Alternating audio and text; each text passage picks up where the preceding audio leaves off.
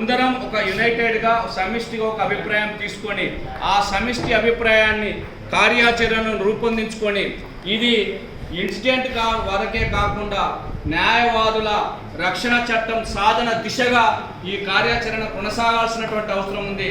అది మాత్రమే మనకు అంతిమమైనటువంటి రక్షణ తప్ప మిగతా అన్ని కూడా ఉపశమనపు కార్యక్రమాలే అయితే ఇన్సిడెంట్ వరకు పరిమితమైనటువంటి కార్యక్రమాలుగానే భావించాల్సి ఉంటుంది. ఇందులో నేను వ్యక్తిగతంగా అభిప్రాయపడుతున్నటువంటి అంశం ఈ ఇన్సిడెంట్కు కారకులైనటువంటి పోలీస్ అధికారులను వాళ్ళ మీద ఖచ్చితంగా కేసు నమోదు చేయాల్సిందే.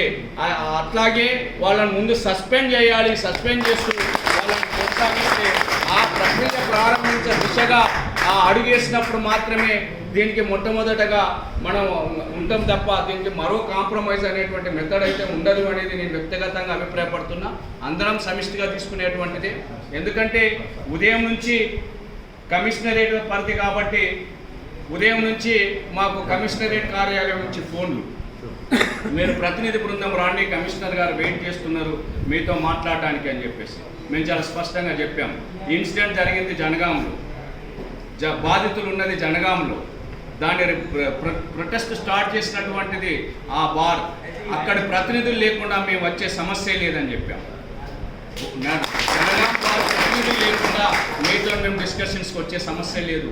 మేము ఆడ చర్చించుకొని ఉమ్మడి అభిప్రాయం మేరకు అక్కడ కనుక కమిషనర్ కలవాలనేటువంటి అభిప్రాయం తీసుకుంటాం.